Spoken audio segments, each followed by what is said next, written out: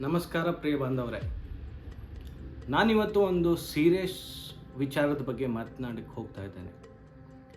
ಅದೇನು ಅಂತ ಅಂದರೆ, ನೇತ್ರಾವತಿ ನದಿ ತೀರದಲ್ಲಿ ನಡೆದಂತಹ ಸರಣಿ ಕೊಲೆ ಪ್ರಕರಣದ ಇದುವರೆಗೂ ಏನು ನಡೆದಿದೆ, ಏನು ಬೆಳವಣಿಗೆಗಳು ಆಗಿದೆ ಅನ್ನೋದ್ರ ಬಗ್ಗೆ ನಾನಿವಾಗ ಮಾತನಾಡಲಿಕ್ಕೆ ಹೋಗ್ತಾ ಇದ್ದೇನೆ.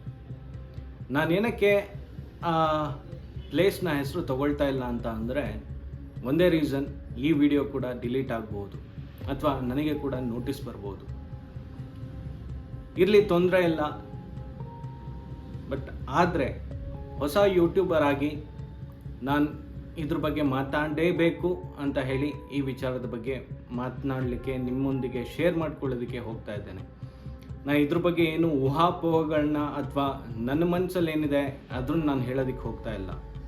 ಇದುವರೆಗೂ ಏನು ಬೆಳವಣಿಗೆಗಳಾಗಿದೆ ಅದ್ರ ಬಗ್ಗೆ ಮಾತ್ರ ಮಾತನಾಡಲಿಕ್ಕೆ ಹೋಗ್ತಾ ಇದ್ದಾನೆ. ಒಂದ್ಸತಿ ನೋಡ್ಕೊಳ್ಳೋಣ ಏನು ಬೆಳವಣಿಗೆಗಳಾಗಿದೆ ಈ ವಿಚಾರದಲ್ಲಿ ಅಂತ ಹೇಳಿ. ಇದನ್ನು ನಾನು ಓದ್ತೀನಿ ನಿಮಗೋಸ್ಕರ. ಜುಲೈ 3, 2025 ಈ ನೇತ್ರಾವತಿ ನದಿ ತೀರದ ಒಂದು ಸ್ಥಳ ಇದೆಯಲ್ಲ, ಅಲ್ಲಿ ಮಾಜಿ ಸ್ಯಾನಿಟೈಸ್ ವರ್ಕರ್ ಅಂತ ಅಂದರೆ ಸ್ಯಾನಿಟೈಸ್ ವರ್ಕ್ ಮಾಡೋಂಥವನು ಮೀಡಿಯಾಗಳ ಎದುರಿಗೆ ಬಂದ್ಬಿಟ್ಟು ಒಂದು ಹೇಳಿಕೆನ ಕೊಡ್ತಾನೆ. ಅದು ಏನಂತ ಅಂದರೆ, 1995ರಿಂದ 2014ರವರೆಗೆ ನಾನು ಎಣ್ಸಕ್ಕಾಗದೇ ಇರೋಷ್ಟು ಶವಗಳನ್ನ ಇದೇ ಸ್ಥಳದಲ್ಲಿ ನಾನು ಹೂತಿದ್ದೇನೆ. ಅದಕ್ಕೆ ನನಗೆ ಬಲವಂತವಾಗಿ ಈ ಕೆಲಸ ಮಾಡೋದಕ್ಕೆ ಬೇರೆಯವರು ಪ್ರೇರೇಪಿಸಿದ್ರು ಅಂತ ಹೇಳಿ. ಅದಾದಮೇಲೆ ಅವರ FIR ರಿಜಿಸ್ಟರ್ ಆಯಿತು. FIR ರಿಜಿಸ್ಟರ್ ಆಗ್ತಿದ್ದಾಗೆ, ಅವರು ಹೇಳ್ತಿದ್ದಾಗೆ ಜೂನ್ 4ರಂದು FIR ರಿಜಿಸ್ಟರ್ ಆಯಿತು ಇದೇ ಸ್ಥಳದಲ್ಲಿ. ಅದಾದಮೇಲೆ ಜುಲೈ 11ರಂದು ಬೆಳ್ತಂಗಡಿ ನ್ಯಾಯಾಲಯದ ಮುಂದೆ ಇವರು ಹೇಳಿಕೆನ ಕೊಡ್ತಾರೆ. ಅದಾದಮೇಲೆ SIT ತನಿಖೆ ಆಗಬೇಕು ಅಂತ ಸರ್ಕಾರಕ್ಕೆ ಮನವಿಗಳು ಹೋಗುತ್ತೆ. ಆ ಮನವಿಗಳು ಹೋಗ್ತಿದ್ದಾಗೆ ಸರ್ಕಾರ ಕೂಡ ಅದ್ರ ಬಗ್ಗೆ ಮಾತನಾಡಲಿಕ್ಕೆ ಶುರು ಮಾಡುತ್ತೆ. ಆ್ಯಂಡ್ ಇದ್ರ ಮಧ್ಯೆನೇ ಅನನ್ಯ ಭಟ್ ಎಂಬ MBBS ವಿದ್ಯಾರ್ಥಿನಿ 2003ರಲ್ಲಿ ಇದೇ ಕ್ಷೇತ್ರದಲ್ಲಿ ನಾಪತ್ತೆ ಆಗಿರ್ತಾರೆ. ಇದ್ರ ಬಗ್ಗೆ ಅವರ ತಾಯಿ ಸುಜಾತಾ ಭಟ್ 20 ವರ್ಷ ಆದಮೇಲೆ ಅವರ ಶವದ ಕುರು ಸಿಗಬೇಕು ಅಂತ ಹೇಳಿ ಇದೇ ಠಾಣೆಯಲ್ಲಿ ಹೋಗಿ ದೂರನ್ನು ದಾಖಲಿಸ್ತಾರೆ. ಇದಾದಮೇಲೆ ಜುಲೈ 16ಕ್ಕೆ ದೂರುದಾರ ಶವ ಪತ್ತೆ ಸ್ಥಳಕ್ಕೆ ಬರ್ತಾರೆ. ಅಲ್ಲಿ ವೇಟ್ ಮಾಡಿಬಿಟ್ಟು ವಾಪಸ್ ಹೋಗ್ತಾರೆ. ಪೊಲೀಸರು ಬಂದೇ ಇರೋದಿಲ್ಲ. 1 ಗಂಟೆ ಕಾದ್ಬಿಟ್ಟು ಅದಾದಮೇಲೆ ಅವರು ವಾಪಸ್ ಹೋಗ್ತಾರೆ. ಅದಾದಮೇಲೆ ಒಬ್ಬ ಯೂಟ್ಯೂಬರ್ ಮೇಲೆ ಕೇಸ್ ಹಾಕಲಾಗತ್ತೆ. ಅವರು AI ಯೂಸ್ ಮಾಡ್ಕೊಂಡ್ಬಿಟ್ಟು ಅವರ ವಿಡಿಯೋನ ಮಾಡಿದ್ದಾರೆ, ಅದರಿಂದ ಜನರಿಗೆ ಮಿಸ್ಲೀಡ್ ಮಾಡುವಂಥ ಕೆಲಸವನ್ನು ಮಾಡ್ತಾ ಇದ್ದಾರೆ ಅಂತ ಹೇಳಿ ಯೂಟ್ಯೂಬ್ ಸಮೀರ್ ಅವರ ಮೇಲೆ ಒಂದು FIR ಕೂಡ ದಾಖಲಾಗುತ್ತೆ ಇದೇ ಸ್ಥಳದಲ್ಲಿ. ಆ FIR ಅಲ್ಲಿ ಏನಿರುತ್ತೆ ಅಂತ ಅಂದರೆ, ನಿಜ ಪ್ರಕರಣವನ್ನು ಮರೆ ಮಾಡಲು ಸುಳ್ಳು ವಿಡಿಯೋವನ್ನು ಹರಡುವುದು ಅಪರಾಧ ಅಂತ ಹೇಳಿ ಇವರು ಈ FIRನ ರಿಜಿಸ್ಟರ್ ಮಾಡಿರ್ತಾರೆ. ಓಕೆ, ಇವಾಗ ನಿಮಗೆ ಗೊತ್ತಾಯಿತು ಏನು ನಡೆದಿದೆ, ಯಾವುದ್ರ ಬಗ್ಗೆ ನಾನು ಮಾತನಾಡ್ತಾ ಇದ್ದೇನೆ ಅಂತ ಹೇಳಿ. ಇದರಲ್ಲಿ ವೀಕ್ಷಕರೇ, ನಾನು ಕೆಲವೊಂದು ಪ್ರಶ್ನೆಗಳನ್ನ ನಿಮ್ಮ ಎದುರಿಗೆ ಕೇಳಲಿಕ್ಕೆ ಇಚ್ಛೆ ಪಡ್ತಾ ಇದ್ದೇನೆ. ಅದಾದಮೇಲೆ ನನಗೆ ಕೂಡ ಕೆಲವೊಂದು ಕನ್ಫ್ಯೂಷನ್ ಇದೆ, ಅದನ್ನು ನಾನು ನಿಮ್ಮ ಕಡೆಯಿಂದ ಕ್ಲಾರಿಫೈ ಮಾಡ್ಕೊಳ್ಳೋದಕ್ಕೆ ನೋಡ್ತಾ ಇದ್ದೇನೆ. ಇದೀಗ ಬಂದಿರುವ ಸುದ್ದಿಯ ಪ್ರಕಾರ, ಅಂದರೆ ಇವಾಗ ಮೀಡಿಯಾದಲ್ಲಿ ಏನೇನು ನ್ಯೂಸ್ಗಳು ಬರ್ತಾ ಇದೆ ಅದ್ರ ಪ್ರಕಾರ, ಇವರು ಹೋಗಿದ್ರು, ದೂರುದಾರ ಹೋಗಿದ್ರು, 1 ಗಂಟೆ ವೇಟ್ ಮಾಡಿದ್ರು. ಅದಾದಮೇಲೆ ಯಾವ ಪೊಲೀಸ್ ಕೂಡ ಬರಲಿಲ್ಲ. ಅದಾದಮೇಲೆ ಅವ್ರು ವೇಟ್ ಮಾಡಿಬಿಟ್ಟು ವಾಪಸ್ ಹೋದರು ಅಂತೇಳಿ. ಇದರಲ್ಲಿ ಕೂಡ ನಾನೊಂದು ವಿಷಯ ಕೇಳೋದಕ್ಕೆ ಇಷ್ಟಪಡ್ತೇನೆ. ದೂರುದಾರ ಬಂದಾಗ ಪೊಲೀಸರು ಈ ಡೇಟ್ನ ಫಿಕ್ಸ್ ಮಾಡಿದ್ರ, ಇವತ್ತು ನಾವು ಈ ಶವಗಳನ್ನ ಎತ್ತಲಿಕ್ಕೆ ಬರ್ತಾ ಇದ್ದೇವೆ ಅಂತ ಹೇಳಿ, ಅಥವಾ ದೂರುದಾರರೇ ಬಂದುಬಿಟ್ಟು ಅಲ್ಲಿ ಕಾದ್ಬಿಟ್ಟು ಹೋದ್ರ ಅಂತೇಳಿ? ಯಾಕೆ ಅಂತ ಅಂದರೆ ವೀಕ್ಷಕರೇ, ಇದರಲ್ಲಿ ತುಂಬ ದೊಡ್ಡ ಮಟ್ಟದ ಚರ್ಚೆಗಳು ನಡೀತಾ ಇದೆ. ಈ ಸಮಯದಲ್ಲಿ ನಾನು ಯಾವುದನ್ನು ಇದು ಹೀಗೆ ಇರ್ಬೋದು, ಇದು ಹೀಗೆ ಆಗಬೇಕು ಅಂತ ಹೇಳಿ ಯಾರನ್ನು ಮಿಸ್ಲೀಡ್ ಮಾಡೋಂಥ ಕೆಲಸಗಳನ್ನ ನಾನು ಮಾಡ್ತಾ ಇಲ್ಲ. ಇದರಲ್ಲೂ ಕೂಡ ನನಗೆ ಒಂದು ಕ್ವಶನ್ ಇದೆ, ಅದಾದಮೇಲೆ ಮುಂದೆ ಕೂಡ ಸುಮಾರಷ್ಟು ಕ್ವಶನ್ ಇದೆ, ಅದು ನೀವು ನೋಡ್ತಾ ಇರಿ. ಏನಂತ ಅಂದರೆ, ಇದು ಬರೀ ದೂರುದಾರನೇ ಪೊಲೀಸರಿಗೆ ಹೇಳ್ದೆ ಅವರೇ ಅವ್ರ ಲಾಯರ್ ಜೊತೆ ಬಂದು ಅಲ್ಲಿ ಕಾದ್ಬಿಟ್ಟು 1 hour ಆದಮೇಲೆ ಹೋದ್ರ ಅಂತೇಳಿ. ಯಾಕೆ ಅಂತ ಅಂದರೆ, ಇಲ್ಲಿ ಅವ್ರು ಹೇಳ್ತಾ ಇರೋದು 100 ಕೊಲೆಗಳಾಗಿದೆ, ಅವರಿಗೆ ನ್ಯಾಯ ಸಿಗಬೇಕು ಅನ್ನೋದಕ್ಕೋಸ್ಕರ ನಾನು ಇಷ್ಟು ವರ್ಷಗಳಾದಮೇಲೆ ಬಂದೆ, ಇದ್ರ ಬಗ್ಗೆ ಮಾತನಾಡ್ತಾ ಇದ್ದೇನೆ ಅಂತ ಹೇಳಿ.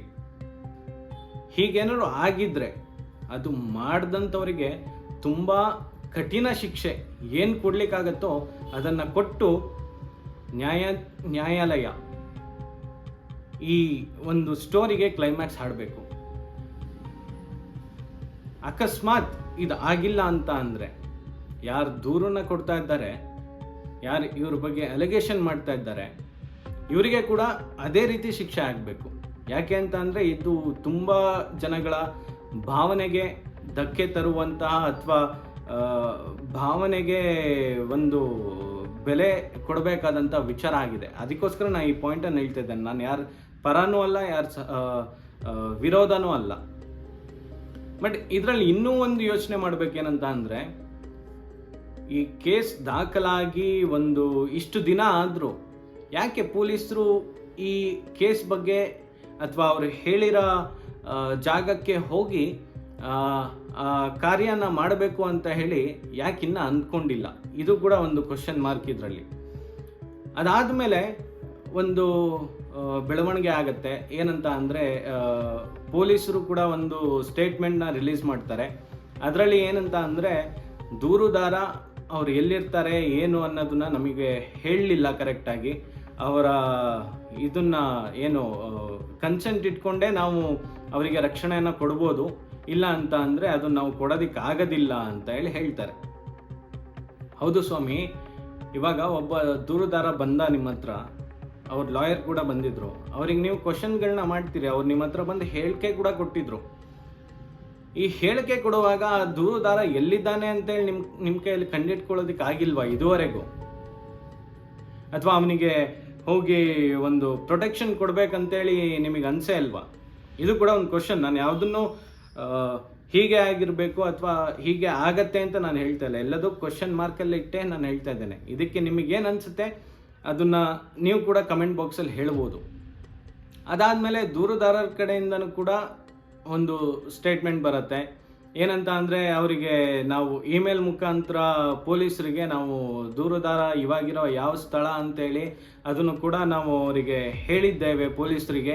ಬಟ್ ಅದಾದರೂ ನಮಗೆ ಪೊಲೀಸರು ಯಾವುದೇ ರೀತಿ ರಕ್ಷಣೆನ ಕೊಡ್ತಾ ಇಲ್ಲ ಅಂತ ಹೇಳಿ ಅವರು ಕೂಡ ಆರೋಪ ಪ್ರತ್ಯಾರೋಪ ಇದೇ ನಡೀತಾ ಇದೆ ಇದರಲ್ಲಿ. ಒಂದು ನಾವೆಲ್ಲ ನಂಬ್ಕೊಂಡಿರೋದೇ ಒಂದು ಪೊಲೀಸ್ ಕಾರ್ಯಾಚರಣೆ ಮೇಲೆ. ನಮಗೇನೇ ಆಯಿತು ಅಂತ ಅಂದರೂ ನಾವು ಹೋಗಿ ದೂರು ಕೊಡ್ತೀವಿ. ಅದರಲ್ಲಿ ಸತ್ಯಾಂಶ ಇದೆಯಾ ಇಲ್ವಾ ಅಂತೇಳಿ ತನಿಖೆ ಮಾಡಿ ನೋಡಬೇಕಾಗಿರೋಂಥವ್ರೆ ಪೊಲೀಸು. ಅವರೇ ವಿಳಂಬ ಮಾಡ್ತಾ ಹೋದರೆ, ಅದು ಈ ಥರ ಕ್ರೂಷಿಯಲ್ ಕೇಸಲ್ಲಿ ಅವರೇ ವಿಳಂಬ ಮಾಡ್ತಾ ಹೋದರೆ ಅದು ಹೇಗಿರುತ್ತೆ? ಅದಾದಮೇಲೆ ಈ ಅನನ್ಯ ಭಟ್ ಅಂತ ಹೇಳಿ ಅವರ ತಾಯಿ ಕೂಡ ಈಗ ಬಂದು ದೂರು ದಾಖಲೆ ಮಾಡಿದ್ದಾರೆ. ಇಷ್ಟು ವರ್ಷ ಆದಮೇಲೆ ಅವ್ರಿಗೆ ಹೇಗಂತ ಅನಿಸ್ತು, ಅವರಿಗೆ ನನ್ನ ಮಗಳು ಸತ್ತೋಗಿರಬೇಕು ಅಂತೇಳಿ ಅಥವಾ ಅವಳ ಶವ ಇಲ್ಲೇ ಸಿಗತ್ತೆ ಅಂತೇಳಿ, ಅದು ನಮಗೆ ಕೂಡ ಒಂದು ಕ್ವಶನ್ ಮಾರ್ಕ್. ಅದ್ರ ಜೊತೆಗೆ ಅವರು ಸಾಮಾನ್ಯ ವ್ಯಕ್ತಿಯಲ್ಲ, ಅವರು CBIಯಲ್ಲಿ ಕೂಡ ಕೆಲಸ ಮಾಡಿದ್ದಾರೆ ಅಂತೇಳಿ ಪತ್ರಿಕಾ ವಲಯಗಳಿಂದ ಈ ವಿಚಾರ ತಿಳಿದು ಬರ್ತಾ ಇದೆ ನಮಗೆ. ಇವಾಗ ನಾನು ಕೇಳ್ತಾ ಇರೋದು ಒಂದೇ ಇದನ್ನು, ಅಲ್ಲಿ ಇಷ್ಟು ದಿನ ಇಷ್ಟು ಒಂದಲ್ಲ ರೀ, ಯಾವುದೋ ಒಂದು ಅಂತ ಹೇಳಿದರೆ ಒಂದು ಕೇಸ್ ಆಗಿದೆ, ಒಂದು ಕೊಲೆ ಆಗಿದೆ, ಒಂದು ಅತ್ಯಾಚಾರ ಆಗಿದೆ ಅಂತ ಅಂದರೆ ಅದ್ರ ಬಗ್ಗೆ ಇವಾಗೇ ನ್ಯೂಸಲ್ಲಿ ಇದರಲ್ಲಿ ತುಂಬ ಹೈಪ್ ಮಾಡ್ತಾರೆ. ಅದಾದಮೇಲೆ ಅದ್ರ ತನಿಖೆ ಕೂಡ ತುಂಬ ಚುರುಕಾಗಿ ನಡೆಯುತ್ತೆ. ಬಟ್ ಆದರೆ ಈ ಕೇಸಲ್ಲಿ ತನಿಖೆ ಮಾಡೋದಕ್ಕೆ ಕೂಡ ಪೊಲೀಸರು ಯಾಕೆ ಇಷ್ಟು ತುಂಬ ಟೈಮ್ ತಗೊಳ್ತಾ ಇದ್ದಾರೆ ಅನ್ನೋದು ಗೊತ್ತಾಗ್ತಾ ಇಲ್ಲ. ಕೆಲವೊಂದು ಮೂಲಗಳ ಪ್ರಕಾರ ಪೊಲೀಸರಿಗೆ ಕೂಡ ಕೆಲವೊಂದು ರೂಲ್ಸ್ ಆ್ಯಂಡ್ ರೆಗ್ಯುಲೇಷನ್ಸ್ಗಳಿರುತ್ತೆ. ಅವರು ಇದೇ ಸಮಯಕ್ಕೆ ಹೋಗ್ಬಿಟ್ಟು ಮಳೆ ಬರ್ತಾ ಇದೆಯಾ ಅಲ್ಲಿ, ಅಥವಾ ಎವಿಡೆನ್ಸ್ ನಾಶ ಆಗೋದಕ್ಕೆ ಸಾಧ್ಯತೆಗಳಿದೆಯಾ, ಅಥವಾ ಯಾರಾದರೂ ಬಂದಿರ್ಬೋದಾ, ಏನಾದರೂ ಮಾಡ್ಬೋದಾ ಅನ್ನೋದನ್ನೆಲ್ಲ ಯೋಚನೆ ಮಾಡಿಟ್ಕೊಂಡೇ ಈ ಕೆಲಸ ಕಾರ್ಯಗಳನ್ನ ಮಾಡಬೇಕಾಗತ್ತೆ. ಯಾಕೆಂದರೆ ಇದು ತುಂಬ ಕಾನ್ಫಿಡೆನ್ಷಿಯಲ್. ಯಾಕೆ ಅಂತಲೇ ಒಂದ್ಸತಿ ಈ ಕ್ಲೂಸ್ಗಳು ಮಿಸ್ ಆಯಿತು ಅಂತ ಅಂದರೆ ಇದ್ರ ಮೇಲೆ ಅವರಿಗೆ ಕೂಡ ಯಾವುದೇ ವ್ಯಕ್ತಿಗೆ ನ್ಯಾಯ ಕೊಡಿಸೋದಕ್ಕೆ ಆಗೋದಿಲ್ಲ. ಬಟ್ ಆದರೆ ಇವಾಗಿರೋ ಪೊಲೀಸ್ ಇದೆಲ್ಲ 2 ನಿಮಿಷದ ಕೆಲಸ ಅಂತ ನನಗನ್ಸುತ್ತೆ. ಇದು ನನ್ನ ಒಂದು ಅನಿಸಿಕೆ. ಇದನ್ನು ನಾನು ಕೊಡಬಾರ್ದು, ಬಟ್ ಆದರೂ ಕೊಡ್ತಾ ಇದ್ದೀನಿ. ಯಾಕೆ ಅಂತಂದರೆ ಒಬ್ಬ ಯಾರೋ ಕಳ್ಳ ಅಂತ ಅಂದರೆ ಅವನಿಗೆ ಹೋಗಿ ಹಿಡಿಯೋದ್ರಲ್ಲಿ 10 ನಿಮಿಷ ಸಿಗಲ್ಲ ನಮಗೆ ಇವಾಗಿರೋ ಟೆಕ್ನಾಲಜಿನೆಲ್ಲ ಬಳಸ್ಕೊಂಡ್ಬಿಟ್ರೆ. ಆದರೂ ಪೊಲೀಸರು ಯಾಕೆ ತುಂಬ ಈ ವಿಚಾರದಲ್ಲಿ ತುಂಬ ಟೈಮ್ ತಗೊಳ್ತಾ ಇದ್ದಾರೆ ಅನ್ನೋದು ನಮಗೆ ಗೊತ್ತಾಗ್ತಾ ಇಲ್ಲ. ಪೊಲೀಸರು ಕೂಡ ನ್ಯಾಯಾಲಯಕ್ಕೆ ಹೋಗಿ ಒಂದು ಅರ್ಜಿ ಸಲ್ಲಿಸಿ ನಾನು ಇವತ್ತು ಇದಕ್ಕೆ ಹೋಗ್ತಾ ಇದ್ದೇವೆ, ಇದನ್ನು ಸ್ಥಳ ಮಹಾಜರ್ ಮಾಡೋದಕ್ಕೆ ಹೋಗ್ತಾ ಇದ್ದೇವೆ ಅಂತ ಅವ್ರ ಹತ್ರ ಪರ್ಮಿಷನ್ ತೊಗೊಳ್ಬೇಕು. ಇದು ತುಂಬ ಹೊತ್ತಿನ ಕೆಲಸ ಅಲ್ಲ ಈ ಥರ ತುಂಬ ಕ್ರಿಟಿಕಲ್ ಕೇಸ್ ಇದ್ದಾಗ. ಬಟ್ ಆದರೂ ನಮ್ಮ ಪೊಲೀಸರು ಯಾಕೆ ಈ ಥರ ಮಾಡ್ತಾ ಇಲ್ಲ ಅನ್ನೋದು ಇದರಲ್ಲಿ ಗೊಂದಲ ಇದೆ. ಅದಾದಮೇಲೆ ಈ ಸಾಕ್ಷಿದಾರರ ಕಡೆಯಿಂದನೂ ಇವ್ರದ್ದು ಕೆಲವೊಂದು ಸ್ಟೇಟ್ಮೆಂಟ್ಸ್ಗಳು ತುಂಬ ಗೊಂದಲಕರವಾಗಿದೆ. ಬಟ್ ನಾನು ಇದರಲ್ಲಿ ಕೇಳ್ತಾ ಇರೋದು, ಒಂದು ಮರ್ಡರ್ಗೆ ಅಥವಾ ಒಂದು ಯಾವುದೇ ಇರೋಂಥ ನಾಪತ್ತೆ ಕೇಸಿಗೆ ಅಥವಾ ಯಾವುದಕ್ಕೆ ಆಗಿರ್ಬೋದು ಆ್ಯಕ್ಷನ್ ತಗೊಳ್ಳೋದಕ್ಕೆ, ಇದ್ರ ಮೇಲೆ ಆ್ಯಕ್ಷನ್ ತಗೊಳ್ಳೋದಕ್ಕೆ ಇಷ್ಟು ದಿನ ಬೇಕಾಗತ್ತಾ? ನಾನು ಓದಿರೋ ಪ್ರಕಾರ ಒಂದು ಯಾವುದಾದ್ರು ಅಪರಿಚಿತ ಶವ ಸಿಕ್ತು ಅಂತ ಅಂದರೆ ಪೊಲೀಸರಿಗೆ ಅವರು ಫಸ್ಟ್ ಅದು ಯಾರ್ದು ಶವ ಅಂತೇಳಿ ಪತ್ತೆ ಮಾಡಬೇಕಂತೆ. ಅದು ಮಾಡಿದ ಮೇಲೆ ಅವರು ಅದನ್ನು ವಿಧಿವಿಜ್ಞಾನ ಕೇಂದ್ರಕ್ಕೆ ಅದನ್ನು ಸ್ಯಾಂಪಲ್ಗಳನ್ನ ಕಳಿಸ್ಕೊಡ್ಬೇಕಂತೆ. ಅದಾದಮೇಲೆ ಫೋಟೋಗ್ರಾಫ್ಸ್ಗಳನ್ನ ತೊಗೊಳ್ಬೇಕಂತೆ. ಇದನ್ನು ವಿಡಿಯೋ ಕೂಡ ಮಾಡಬೇಕಂತೆ. ಏನಕ್ಕೆ ಅಂತಂದರೆ ಅದು ಸಾಕ್ಷಿ ನಾಶ ಆಗಬಾರ್ದು ಅನ್ನೋದಕ್ಕೋಸ್ಕರ. ಇಷ್ಟು ಅವ್ರು ಹೇಳೋ ಪ್ರಕಾರ ಇಷ್ಟು ಸಾವುಗಳಾದಾಗೂ ಯಾಕೆ ಪೊಲೀಸರು ಇದ್ರ ಕಡೆ ಗಮನ ಹರಿಸಿಲ್ವಾ, ಅಥವಾ ಹರಿಸಿ ಕೂಡ ನಮಗೇನಕ್ಕಿದು ಅನ್ನೋ ಲೆಕ್ಕದಲ್ಲಿ ಅದನ್ನು ಬಿಟ್ರಾ ಇನ್ನದೇ ಗೊತ್ತಾಗ್ತಾ ಇಲ್ಲ. ಯಾಕೆ ಅಂತ ಅಂದರೆ ಈಚ್ ಆ್ಯಂಡ್ ಎವ್ರಿ ಲೈಕ್ ಯಾವುದಾದ್ರು ಮರ್ಡ್ರ್ ಆಗಿರುತ್ತೆ ಅಥವಾ ಯಾವುದಾದ್ರು ಅಪರಿಚಿತ ಶವ ಸಿಕ್ಕಿರುತ್ತೆ ಅಂತ ಅಂದರೆ ಅದಕ್ಕೆ ಅವರು ಹೋಗಿ ಅದರದ್ದು DNA ಸ್ಯಾಂಪಲ್ನ ಕೂಡ ಕಲೆಕ್ಟ್ ಮಾಡಿ ಇಟ್ಕೊಂಡಿರ್ತಾರಂತೆ. ಯಾಕೆ ಅಂತ ಅಂದರೆ ಮುಂದೊಂದು ದಿನ ಯಾರು ಅದನ್ನು ಕ್ಲೈಮ್ ಮಾಡಿದರೆ ಇದಕ್ಕೆ ಮ್ಯಾಚ್ ಮಾಡಿ ನೋಡಬಹುದು ಅಂತ ಹೇಳಿ. ಹಾಗಿದ್ರೆ ನಮ್ಮ ಪೊಲೀಸರ ಹತ್ರ ಈ ಸ್ಯಾಂಪಲ್ಸ್ಗಳಿಲ್ವಾ ಇವಾಗ? ನಾನು ರೀಸೆಂಟಾಗಿ ನೋಡ್ತಾ ಇದ್ದೆ, ಯಾರೋ ಒಬ್ಬ ಅದೇ ಸ್ಥಳದ್ದು ಒಬ್ಬ ವ್ಯಕ್ತಿ, ಅಂದರೆ ಇವರೇನು ಸುಮ್ಮನೆ ವ್ಯಕ್ತಿ ಅಲ್ಲ, ರಾಜಕೀಯದಲ್ಲಿರೋಂಥ ವ್ಯಕ್ತಿನೇ ಹೇಳಿಕೆ ಕೊಡ್ತಾರೆ. ಏನಂತ ಅಂದರೆ, ಹೌದು ಆವಾಗ ಸುಮಾರಷ್ಟು ಜನ ಈ ಸ್ಥಳಕ್ಕೆ ಬರ್ತಾಯಿದ್ರು, ಅದರಲ್ಲಿ ಕೆಲವೊಬ್ರು ಆತ್ಮಹತ್ಯೆ ಮಾಡ್ಕೊಳ್ತಾ ಇದ್ರು, ಕೆಲವೊಬ್ಬರು ಶವ ನೀರಲ್ಲಿ ಕೊಚ್ಚೋಗ್ತಾ ಇರ್ತಿತ್ತು. ಅದನ್ನೆಲ್ಲ ನಾವು ತೊಗೊಂಡ್ಬಿಟ್ಟು ಒಂದು ಜಾಗದಲ್ಲಿ ಹೂಳ್ತಾ ಇದ್ವಿ, ಅದಕ್ಕೋಸ್ಕರ ಇಷ್ಟು ಶವಗಳು ಇದ್ದಿರಬಹುದು ಅಂತೇಳಿ. ಹೌದು ಸ್ವಾಮಿ, ಹಾಗಿತ್ತು ಅಂತ ಅಂದರೆ ಅದ್ರ ಡಾಟಾ ಬೇಸ್ಗಳು ಪೊಲೀಸ್ ಹತ್ರ ಇರಲೇಬೇಕಲ್ಲ, ಅದ್ರ ಮೇಲೆ FIR ಕೂಡ ಅವ್ರು ರಿಜಿಸ್ಟರ್ ಮಾಡಿರಲೇಬೇಕಲ್ಲ. ಅದೆಲ್ಲ ಎಲ್ಲೋಯ್ತು? ಇದು ಯೋಚನೆ ಮಾಡಲೇಬೇಕಾಗಿರೋಂತಹ ಒಂದು ವಿಷಯ. ನಾನು ಕೂಡ ಇವತ್ತು ಇದ್ರ ಬಗ್ಗೆ ಮಾತನಾಡಬೇಕು ಅಥವಾ ಮಾತನಾಡಬಾರ್ದು ಅಂತ ತುಂಬ ಕನ್ಫ್ಯೂಷನಲ್ಲಿದ್ದೆ. ಬಟ್ ಕೆಲವೊಂದು ಈ ವಿಷಯಕ್ಕೆ ಯಾವುದೋ ಲಿಂಕ್ ಇದೆಯಲ್ಲ ಕೇಸ್ಗಳು, ಅದು ಶುರು ಆದಾಗ ಕೂಡ ನಾನು ಒಬ್ಬ ABVP ಕಾರ್ಯಕರ್ತನಾಗಿ ಇದಕ್ಕೆ ಹೋಗಿ ಸ್ಟ್ರೈಕ್ ಮಾಡಿದ್ದೇನೆ, ಇದಕ್ಕೋಸ್ಕರ ಹೋರಾಟ ಮಾಡಿದ್ದೇನೆ. ಆವಾಗ ಕೂಡ ಈ ವಿಚಾರಗಳು ಏನು ನಾವಿವಾಗ MD ಸಮೀರ್ ಅವರು ವಿಡಿಯೋ ಮಾಡಿದರು, ಏನೇನು ಹೇಳಿದ್ರು ಅದರಲ್ಲಿ, ಇದು ಆಗ ಕೂಡ ನ್ಯೂಸಲ್ಲಿತ್ತು. ಅಂದರೆ ಜನಗಳು ಮಾತಾಡ್ತಾ ಇದ್ರು, ಈ ಥರ ಆಗ್ತಾ ಇದೆ, ಈ ಥರ ಆಗಿರ್ಬೋದು, ಈ ಥರ ಇದೆ ಅಂತೇಳಿ. ಬಟ್ ಆ ಆಯಾಮಗಳ ಬಗ್ಗೆ ಪೊಲೀಸರು ತುಂಬ ಚೆನ್ನಾಗಿ ತನಿಖೆ ಮಾಡಿದ್ದಾರೆ ಅಂತ ನನಗೆ ಅನಿಸ್ತಾ ಇದೆ. ಅಂದರೆ ಸರ್ಕ್ಯಾಸ್ಟಿಕ್ ವೇಯಲ್ಲಿ ನಾನು ಹೇಳ್ತಾ ಇದ್ದೇನೆ. ಇವಾಗೂ ಒಂದು ಜುಡಿಷಿಯರಿಯಲ್ಲೂ ನಾವು ಹೋದಾಗ ಸಾಕ್ಷಿ ಇಲ್ಲ ಅಂತ ಅಂದರೆ ಯಾವ ಒಬ್ಬ ಅಪರಾಧಿ ಕೂಡ ಅವನಿಗೆ ಶಿಕ್ಷೆ ಆಗೋದಿಲ್ಲ. ಅದಕ್ಕೋಸ್ಕರ ಯಾರೇ ಆಗಿದ್ರೂ ಯಾವುದೇ ಸಾಕ್ಷಿ, ಸಣ್ಣ ಕ್ಲೂ ಸಿಗಲಿ ಪೊಲೀಸ್ ಆಗಿದ್ದವರು ಅದನ್ನು ಬಿಡೋದಿಲ್ಲ. ಅದನ್ನು ಆದಷ್ಟು ಬೇಗ ರಿಕವರ್ ಮಾಡ್ತಾರೆ. ಯಾಕೆ ಅಂತಂದರೆ ಸಾಕ್ಷಿ ನಾಶ ಆಗ್ಬೋದು ಅಂತೇಳಿ. ಬಟ್ ಇಲ್ಲಿ ಒಂದು ಪ್ರಭಾವಿತ ವ್ಯಕ್ತಿ ಮೇಲೆ ದೂರು ಬಂದಿದೆ, ಅವರ ಇದ್ರ ಮೇಲೆ ದೂರು ಕೊಟ್ಟಿದ್ದಾರೆ. ಆದರೂ ನಮ್ಮ ಪೊಲೀಸರು ಯಾಕೆ ಇನ್ನೂ ಈ ವಿಚಾರದ ಬಗ್ಗೆ ತೀವ್ರತೆ ತಗೊಳ್ತಾ ಇಲ್ಲ, ಯಾಕೆ ಇದನ್ನು ತುಂಬ ಡಿಲೇ ಮಾಡ್ತಾ ಇದ್ದಾರೆ ಅನ್ನೋದೇ ನಮಗೆಲ್ಲ ತುಂಬ ಡೌಟ್ ಕ್ರಿಯೇಟ್ ಮಾಡೋದಕ್ಕೆ ಶುರು ಆಗಿದೆ. ಇದು ನಾನು ಯಾಕೆ ಮಾಡಿದ್ದೇನೆ ವಿಡಿಯೋ ಅಂತ ಅಂದರೆ, ನಮ್ಮಂಥ ಯೂಟ್ಯೂಬರ್ಸ್ಗಳು ಸುಮಾರು ಜನ ಇದ್ದಾರೆ. ಓಕೆ, ಹೋದರೆ ಹೋಗಲಿ ಬಿಡು, ನನಗೆ ಯಾಕೆ ಇದ್ರ ಬಗ್ಗೆ ಮಾತನಾಡೋದು ಅಂತೇಳಿ. ಬಟ್ ಮಾತಾಡಬೇಕು. ನಾವು ಮಾತಾಡಿಲ್ಲ ಅಂತಲೇ ಇನ್ಯಾರು ಮಾತಾಡ್ತಾರೆ? ಜನಸಾಮಾನ್ಯರು ಕೂಡ ಇದ್ರ ಬಗ್ಗೆ ಕ್ವಶನ್ ರೈಸ್ ಮಾಡಬೇಕು. ಯಾಕೆ ಅಂತಂದರೆ ಗೌರ್ಮೆಂಟ್ ಮೇಲೆ ಇದೊಂದು ಪ್ರೆಷರ್ ಕ್ರಿಯೇಟ್ ಮಾಡುತ್ತೆ. ನ್ಯಾಯಾಲಯದ ಮೇಲೆ ಕೂಡ ಇದೊಂದು ಹೈ ಪ್ರೊಫೈಲ್ ಕೇಸ್ ಆಗಿ ಇದ್ರ ಮೇಲೆ ಬೇಗ ನ್ಯಾಯ ಸಿಗುವಂತಹ ಲಕ್ಷಣಗಳು ಇರುತ್ತೆ. ಅದಕ್ಕೋಸ್ಕರ ನಾನು ಈ ವಿಡಿಯೋನ ಮಾಡ್ತಾ ಇದ್ದೇನೆ. ಯಾವುದು ಊಹಾಪೋಹಗಳನ್ನ ಇಟ್ಕೊಂಡ್ಬಿಟ್ಟು ನಾನು ಈ ವಿಡಿಯೋನ ಮಾಡ್ತಾ ಇಲ್ಲ. ಇದುವರೆಗೂ ಏನು ಬೆಳವಣಿಗೆಗಳು ನಡೆದಿದೆ ಅದ್ರ ಬಗ್ಗೆ ಮಾತ್ರ ಮಾತನಾಡ್ತಾ ಇದ್ದೇನೆ. ಅಕಸ್ಮಾತ್ ಇವ್ರು ಮಾಡಿರೋ ಆರೋಪ ಸುಳ್ಳಾಗಿದ್ದರೆ ಇವರಿಗೆ ಕೂಡ ಶಿಕ್ಷೆ ಆಗಲಿ.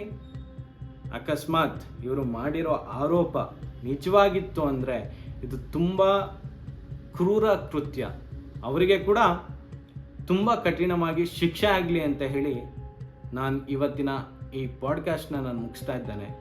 ಧನ್ಯವಾದಗಳು.